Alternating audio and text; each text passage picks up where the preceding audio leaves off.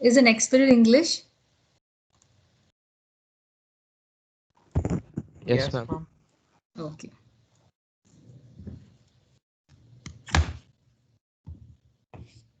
Yes, Sanfa, are you ready? I think we discussed only 1-2 points, not much in molecular orbital theory. Yes, ma'am. We just started it yesterday. Hmm. We discussed that this theory was developed by Hunt and Mulliken in 1932. Mulliken was responsible for developing the electronegative scale. And the first point goes as the electrons in a molecule are present in the various molecular orbitals as the electrons of atoms are present in various atomic orbitals. So you just asked what are atomic orbitals, and just as how like orbitals are where electrons of an atom are present, molecular orbitals are where atoms are most likely to be found. Okay. Thank you, Sarfa. It's like exactly all the points what I was discussing. You pointed out. That's good. Great. Excellent. Okay. Now let's continue with this theory, molecular orbital theory. As we were discussing yesterday, the concept of molecular orbital is exactly like related to the concept of atomic orbital. The difference is that molecular orbitals are formed by the combination of atomic orbitals, and molecular orbitals are the A space where the probability of finding the electrons are maximum around the nucleus in a molecule. It's about the molecule, and an atomic orbital mean it's for individual atom. So that is what the first point what we discussed. The second point says that all the atomic orbitals cannot combine. There are different atomic orbitals. We used to name them as 1s, 2s, 2p, 3s, 3p, 3d, 4f. Like that, there are different terminologies there to differentiate atomic orbitals of different energy level, right?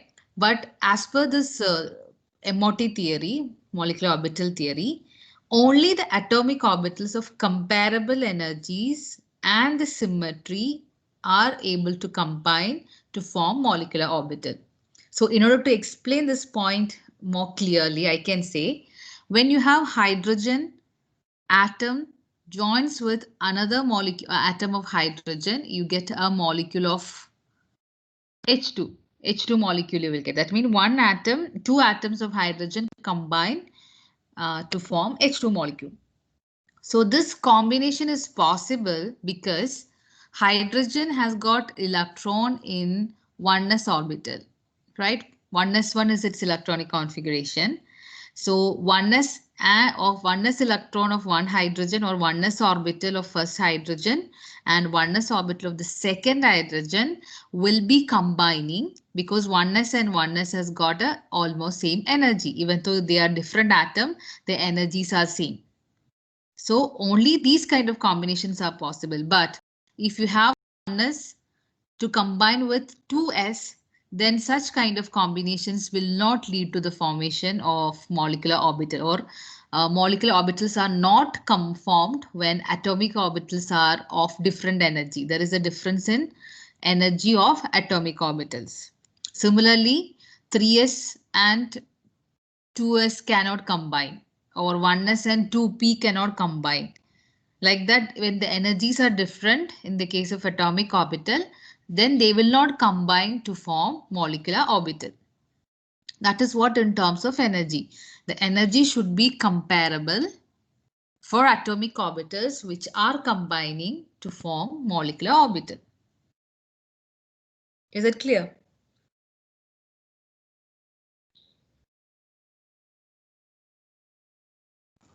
Ma'am, so basically it has to be from the same period, right?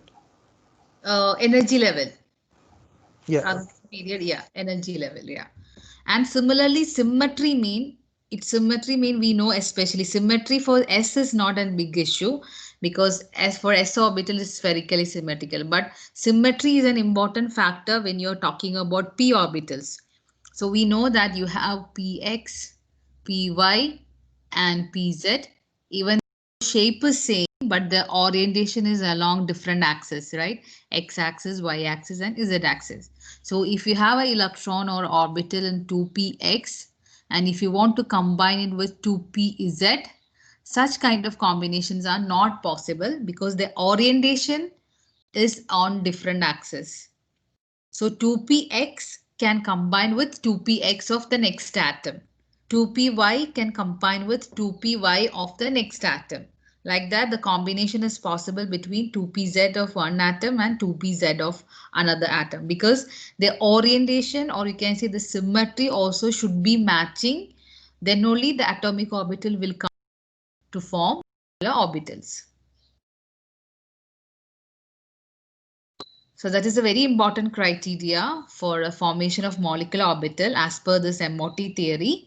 Atomic orbitals of comparable energy, almost same energy, and the symmetry only will combine to form molecular orbitals. I hope it is clear.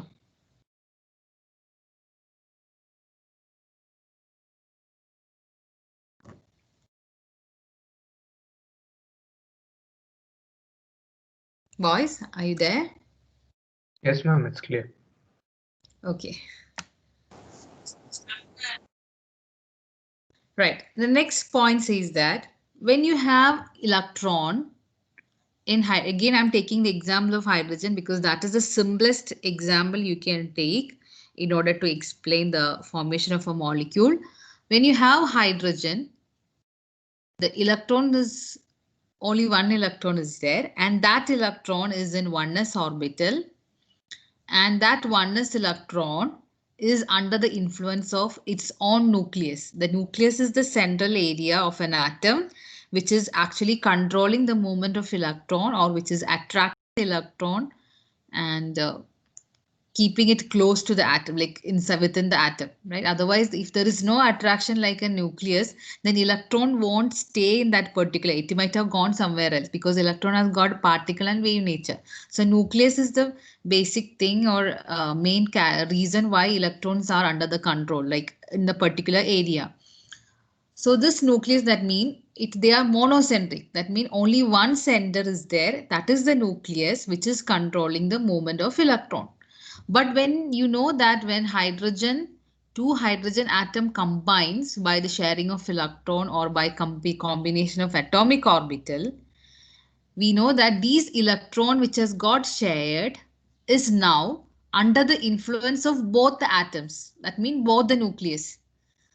The first and the second hydrogen atom at the nucleus of first and second hydrogen atoms will be controlling the electrons after the formation of a molecule. So once a molecule is formed, it is said to be controlled by a polycentric, because it's like more than one center is controlling the movement of electron in molecular orbitals. So, or you can say more clearly, electron in atomic orbital, that is for an atom, the electron is influenced by only one nucleus, but in molecular orbital, it is influenced by two or more. Depends on how many atoms are combined in a molecule. Say example, you can say for O3 molecule, ozone. O3 mean ozone. There are 3 oxygen atoms combined to form one molecule. So there are 3 nucleuses which will be controlling the movement of electron. And when you have phosphorus P4, there are 4 phosphorus atoms combined to form single molecule. So there are 4 centers which is controlling the electronic movement. And if you take sulfur 8, S8, there are 8 sulfur atoms combined in a molecule. So 8 centers will be there to control the movement of electron. So that's why we say in molecular orbital theory, as per the molecular orbital theory, the electrons in a molecular orbital is controlled by 2 or more atoms or 2 or more nucleus. Atom mean what is inside the atom? Nucleus is the one which is controlling. So it will be 2 or more nuclei will be controlling the movement of electron. That is why they called it as polycentric. Molecular orbital is polycentric, but atomic orbital is monocentric.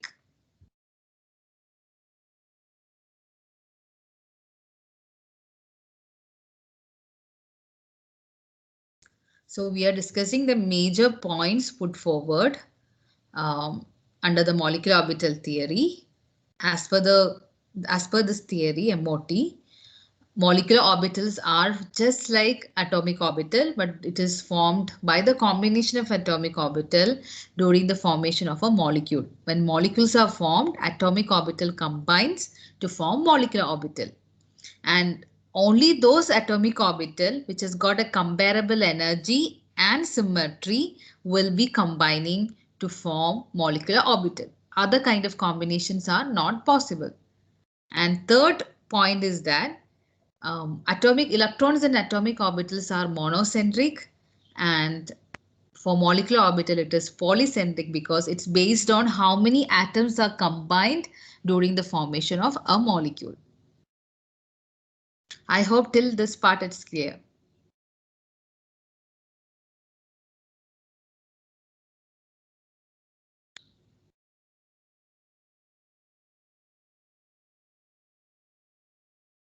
So I'll take this silence as a green signal.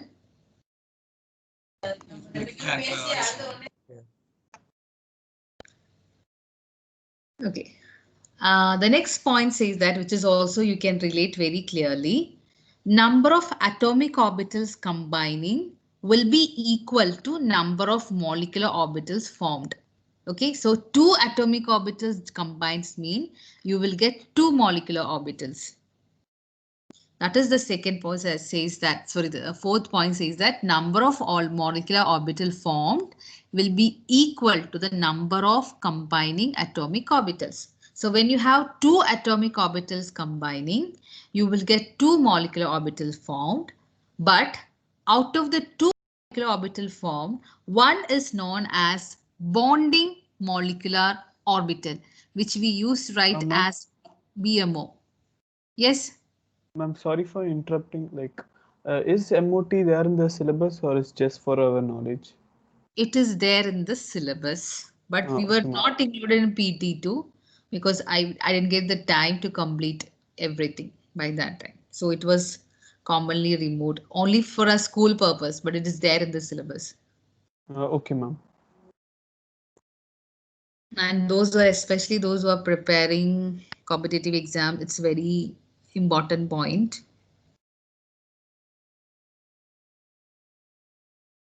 Okay. So bonding molecular orbital. That means when two atomic orbitals are combining, you will get two molecular orbital, but two of them will not be of equal energy and stability. One will be known as bonding molecular orbital, and the other one is known as anti-bonding molecular orbital. That is ABMO. So ABMO means anti-bonding molecular orbital. BMO means bonding molecular orbital. These are the abbreviation they commonly use for bonding and anti-bonding molecular orbitals. So I'll just repeat one more time this point. When atomic orbitals are combining to form molecular orbital, right? The equal number of atomic orbitals, say example, you will get equal number of molecular orbital based on how many atomic orbitals are combining. So two are combining mean you will get two molecular orbitals. So usually during the combination, it happens between two atomic orbitals. When two atomic orbitals combines, you will get two molecular orbital. But the problem is that one will be known as bonding molecular orbital. The other one will be known as anti-bonding molecular orbital. And they are not of equal energy.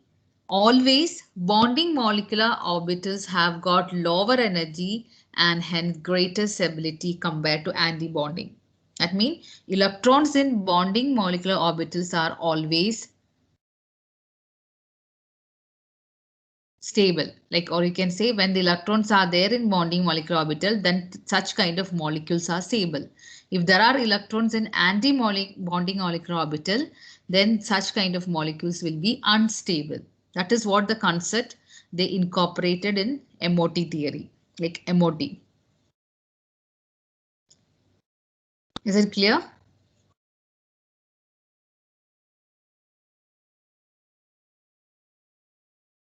Yes, ma'am.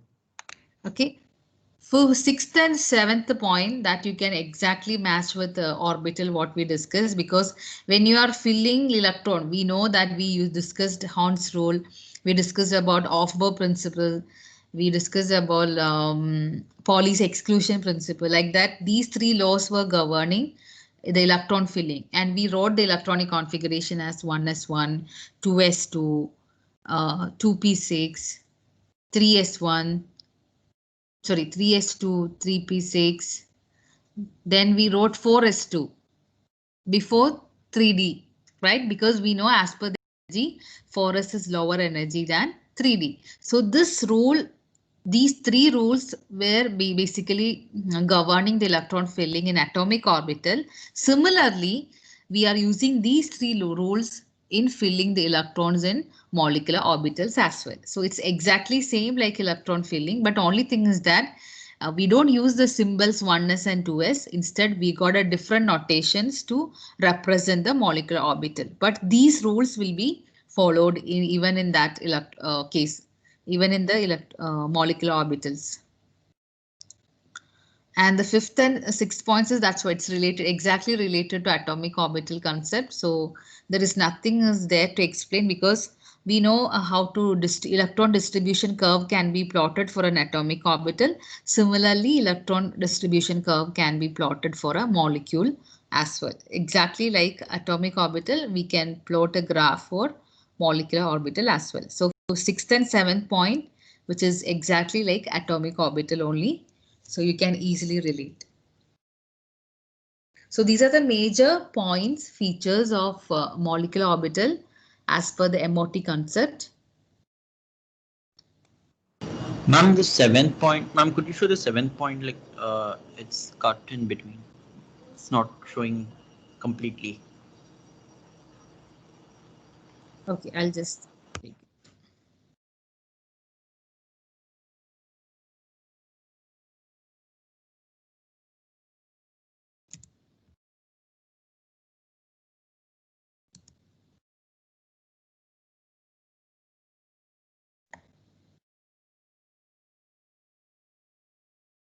Okay, I hope it's clear now.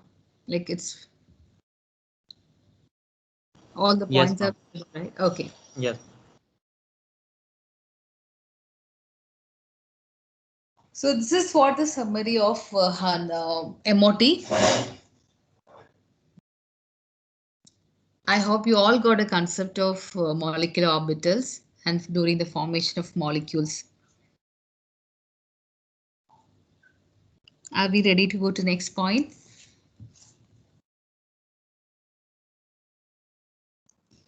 Ma'am, is this similar to hybridization? No, hybridization is, it is again happening within an atom before the formation of a chemical bond, right? Hybridization is the mixing up of atomic orbitals within an atom. But here it's like combination of atomic orbitals between the atoms during the formation of molecule, right? Ma'am, so those both are different theories. Hybridization is different from MOT. Yeah, hybridization is when an atom is making arrangements before the formation of a compound, sp2, sp3. That is the arrangement, electron excitation. All this is happening within an atom when then atom is preparing to form compounds or to make bonds with other atoms. But here molecular orbitals mean these orbitals or the areas of electron probability is created when the atomic orbitals are combining during the formation of compound, a molecule. All right, ma'am.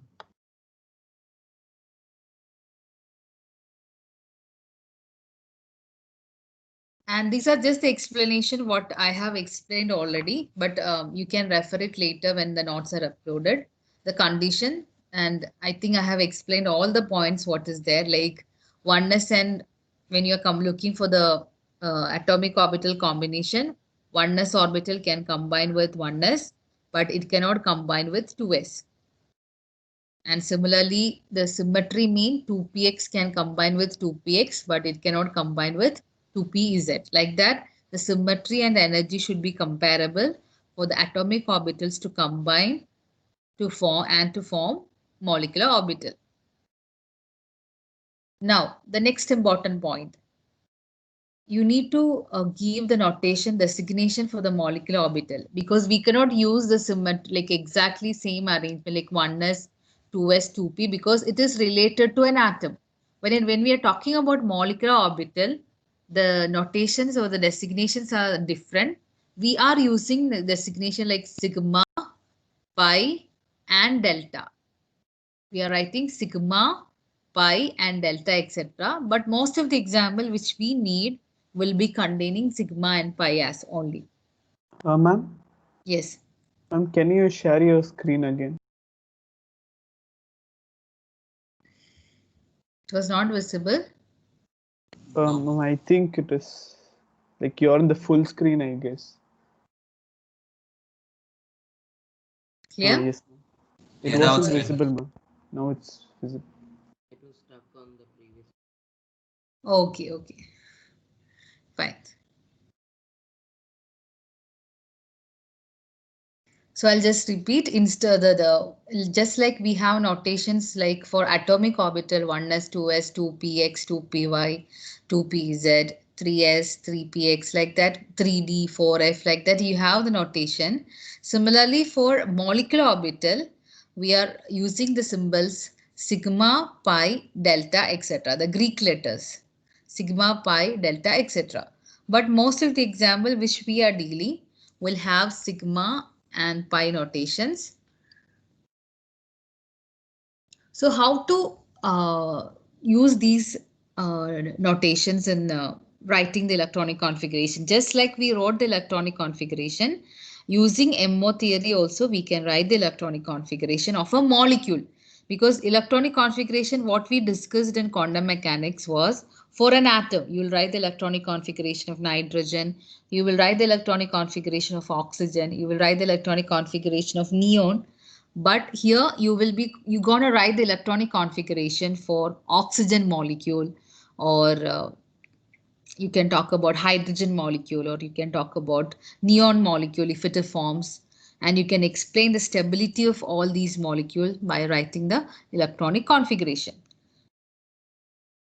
So let's discuss the first case where you have one s orbital of an atom and one s orbital of the next atom is combining. So when two atomic orbitals are combining, you will get two molecular orbitals, right? Yes, ma'am. And one will be, among them, one will be? One will be BMO. Yeah, one will be BMO bonding molecular orbital and the other one will be? Anti-bonding. Anti-BMO, that means anti-bonding molecular orbital, right? So you have two different molecular orbitals are formed and they are represented like this: sigma 1s and sigma star 1s. So this is how the molecular orbital formed by the combination of 1s and 1s is represented like sigma 1s and sigma star 1s. And this is BMO, that is bonding molecular orbital, and always the one which is represented with the star sign will be anti-bonding molecular orbital. Bonding orbitals are formed, molecular orbitals are formed by the addition, and anti-bonding molecular orbitals are formed by the subtraction of orbitals. Addition and subtraction happen simultaneously when two atomic orbitals are combining and you are getting two molecular orbitals as a product. One with lower energy and greater stability, that is BMO, bonding molecular orbital, and the one with higher energy and less stability will be anti-bonding molecular orbital. It's ABMO.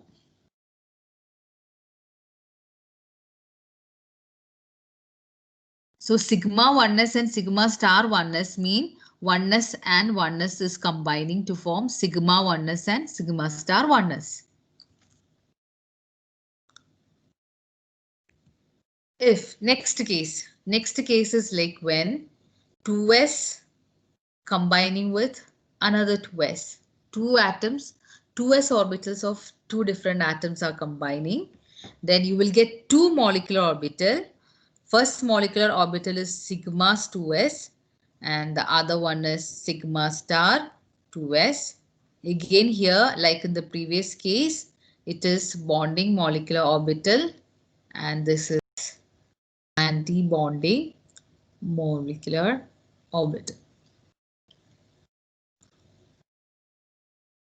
So sigma mean sigma molecular orbitals are formed by the symmetrical combination of orbitals.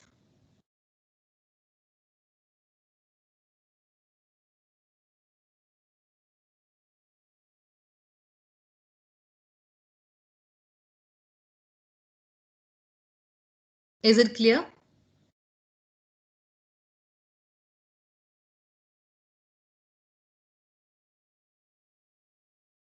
Yes, ma'am. Yes, ma'am. Before we proceed to the next one more point I need to explain here. Internuclear axis. Which axis is taken as internuclear axis? Is it like the flat axis, x-axis? I don't know. You have X, Y, and Z, but even in the chapter bonding, when we are discussing the combination for, when we discuss about bonding and all, I think I have explained it. Always Z axis is the internuclear axis. Z axis will be in that plane of combination of two nucleuses. Z axis is always taken. Okay, that is you need to keep in your mind to understand the next point. Okay, so because we are starting from the lowest atomic orbital, oneness is the lowest atomic orbital. And when two oneness orbitals are combining, you are getting sigma oneness and sigma star oneness. Then the next higher energy atomic orbital is 2s. After oneness, it is 2s. When two 2s atomic orbitals are combining, you are getting sigma 2s and sigma star 2s. What is the next level after 2s? After 2s, what is the 2p. next? 2p's. But 2p's are not same. The symmetry is different, right? For 2p, you have to write it as 2px, 2py, and 2pz because their orientation is on different axes. And as the internuclear axis is z axis, when the 2pz are combining, it will result in the formation of sigma 2pz and sigma star 2pz. Just like sigma 1s and 2s, 2pz also symmetrically because that is the internuclear axis. Z axis is the internuclear axis, which will result in the formation of sigma molecular orbitals. Sigma and sigma star molecular orbitals. So you will get sigma 2pz and sigma star 2pz. So the other two will be pi bond? Yeah, the other two will be pi because they will be perpendicular to the internuclear axis. Oh, okay, ma'am. Okay, so if it is 2px, it will be forming pi 2px and pi star 2px. And similarly, 2py, 2py. So 2py of one atom and 2py of another atom. When these two atomic orbitals are combining, you will get pi 2py and pi star 2py. So this is the major difference you need to understand because after this one, we are not discussing because as per the syllabus, you don't need the higher elements. So maximum till 2p. XYZ, that is enough. That combination is enough. Okay, so I'm just repeating. For 1s, 2s, 1s orbital, 2s orbital mean they are symmetrical, spherical in shape. So they are called as symmetry. So their combination will lead to the formation of sigma molecular orbitals, sigma and sigma stars. So when the symmetry is there, it lead to the formation of sigma molecular orbitals or sigma and sigma star combination. And for 2pz, when we come to p section, like p subshells, 2px, 2py, and 2pz, and the internuclear axis is taken as z axis, because of which again there will be a symmetrical combination when 2pz is combining with 2pz of the next atom. That is why they lead to the formation of sigma and sigma star. But in the case of 2px and 2py, when they combine, when two 2px atomic orbitals combine, it will lead to the formation of pi molecular orbitals, pi 2px and pi star 2px. Similarly for y, it will be pi 2py and pi star 2py. And beyond this one, we don't need it. Here only we are discussing, we are not talking about elements greater than that. So we will discuss only a few molecules formed within this range. Am I clear in this? Yes, ma'am. Okay, now the next thing is like we already know the order, Aufbau principle order for atomic orbital. 1s is the least, then you have 2s, then have 2p, then you have 3s, 3p, then comes 4s, then comes 3d, like that. You know the order, right? Similarly, in order to fill the electrons, you need the order of these molecular energies, right? Order of this energy of this molecular orbital. So the order is given like this. The least order energy one is sigma 1s, then is sigma star 1s, then sigma 2s, then you have sigma star 2s, then you have pi 2px, pi 2py, because they are of equal energy. Pi 2px and 2py because they are symmetrical and they are perpendicular to the z axis. So their energies will be same, pi 2px, pi 2py. Then comes sigma 2pz. Then comes pi star 2px, pi star 2py. And then comes sigma star 2pz. So we are discussing only till here. We are not talking about higher molecules with higher molecular orbitals like sigma 3s, all that thing we are not discussing. So maximum till 2pz. This order you need to understand very clearly.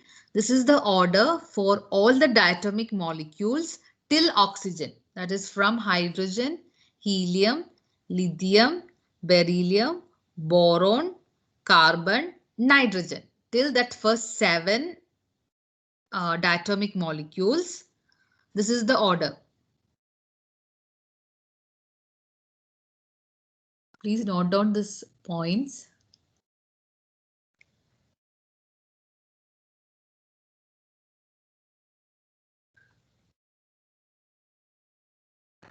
So, ma'am, that means the antibonding molecules. So, antibonding molecular orbitals have more energy than the bonding molecules, right? Yeah, that's what they are unstable. They are because they got a greater energy. Bonding molecular orbitals are lower in energy. So when you compare sigma 1s and sigma star 1s, sigma 1s is lower in energy than sigma star 1s. But its antibonding sigma star 1s is less energy than sigma 2s because that is a different thing. But compared to its own pair, sigma 1s and sigma star 1s, sigma 1s is lower in energy. And similarly, sigma 2s is lower in energy than sigma star 2s. Okay, ma'am. And pi 2px and pi 2py are symmetrical, like almost same. That's why it is written equal sign. There is no greater sign. It's written equal sign because they are same. If z axis as the internuclear axis, then px and py mean both are perpendicular, exactly like 90 degree. So their combination should be equal. So that is why pi 2px and pi 2py, they write equal sign because they got equal energy. Similarly, their anti-bonding molecular orbital pi star 2px and pi star 2py, they got equal energy.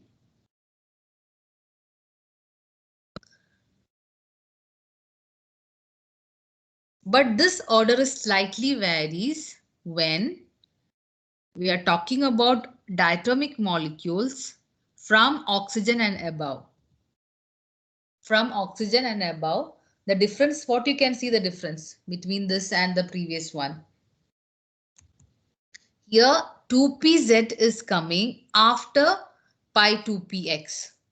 Okay, but for higher molecules above, like from oxygen onwards, 2pz is coming before pi. That is the only difference. Rest everything is same. Only this shift is there for the molecular orbital arrangement for the first elements till oxygen and from oxygen and above. This difference you need to understand. Only thing is that here for oxygen, sigma 2pz comes before pi 2px 2py. The rest, all the order is same.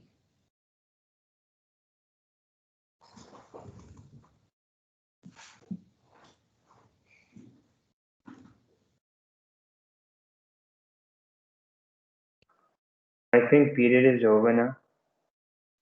It's a substitution. Good news. Right. Okay, ma'am. Already bored?